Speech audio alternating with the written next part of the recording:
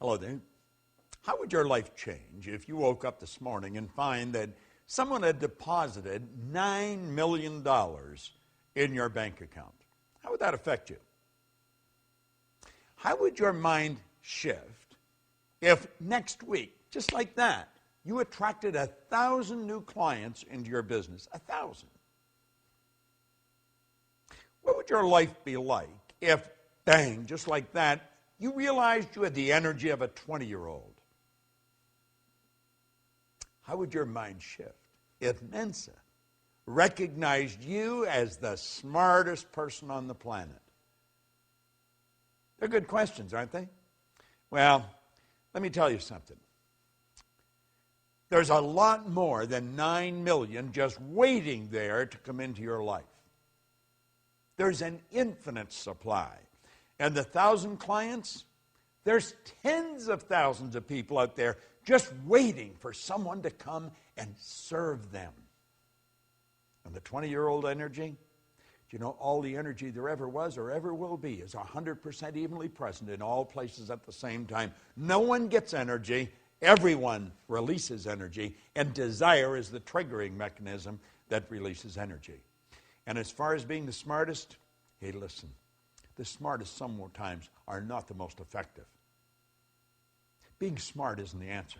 Being effective is the answer. Did you know that all the knowledge there ever was or ever will be is 100% evenly present in all places at the same time?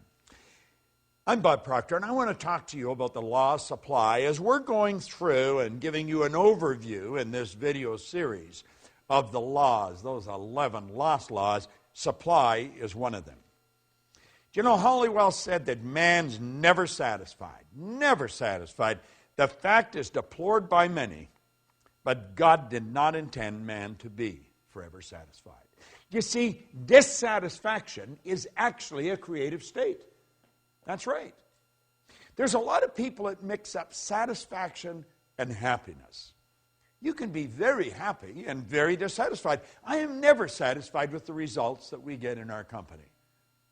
Any of the companies that we have. I'm happy with them, but never satisfied. See, dissatisfaction is a creative state.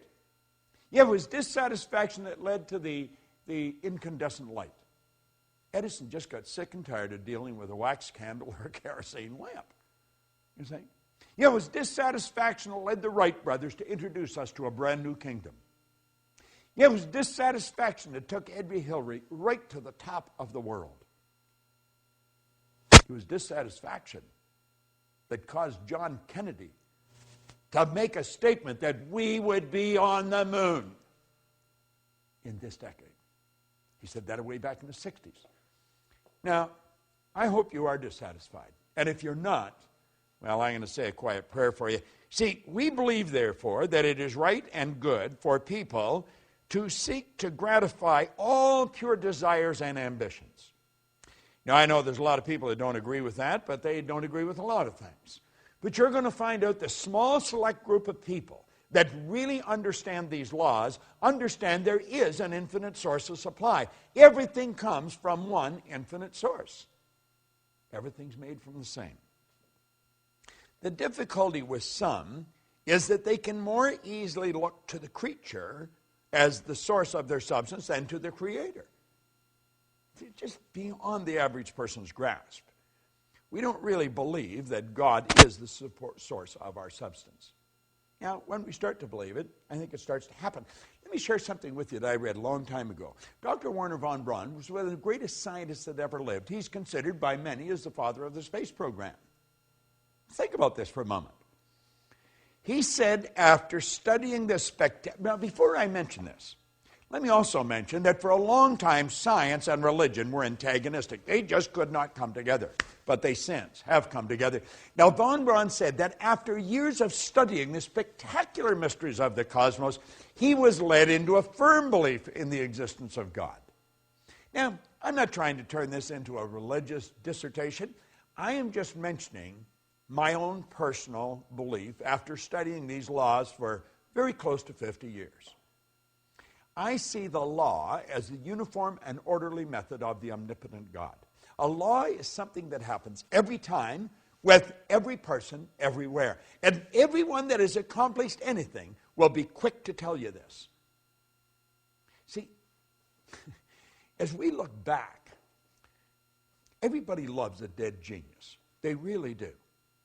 But you know, all of these great geniuses from history that we look at, they weren't considered geniuses when they were alive. The Wright brothers were considered real heretics. They really were. See, the people that made it happen, they were out of the box. They weren't ordinary thinkers. But they understood that there was this governing process called the law. You see,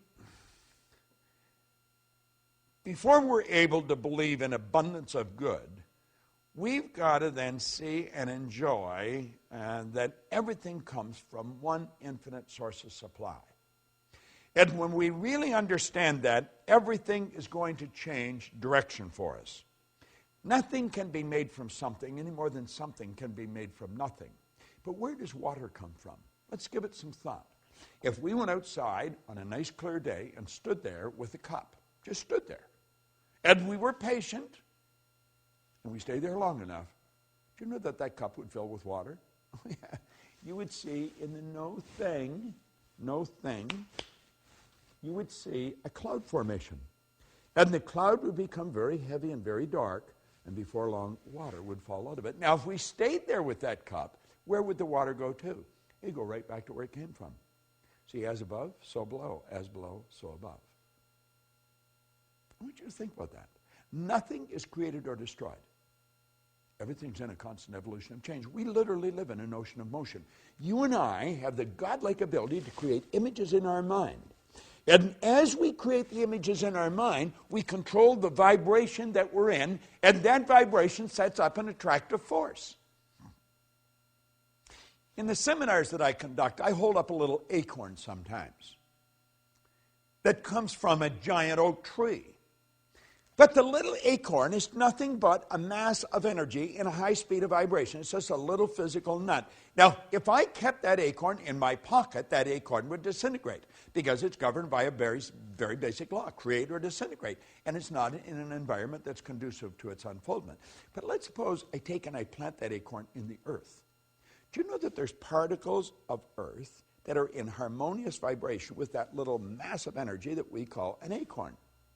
See, if you looked at the acorn through a microscope, it's not solid. It's just a little mass of energy that's dancing. Let me digress for a moment. Let's suppose I took 2 drops of water on a glass-top table and I pushed them together until they touched. Then I'd have 1 drop, wouldn't I? I'd have a bigger drop. Let's suppose I put another drop and I pushed it together. What do you think the odds are of me separating that one little drop, the one little puddle, I guess I could say, back into the same 3 little mass of molecules, the same 3 dots? You know it's not going to happen. You know, what God hath joined together gives it new meaning, doesn't it? Well, you see, there's particles of energy that's jammed right up against the acorn in the earth that don't vibrate in harmony with the acorn.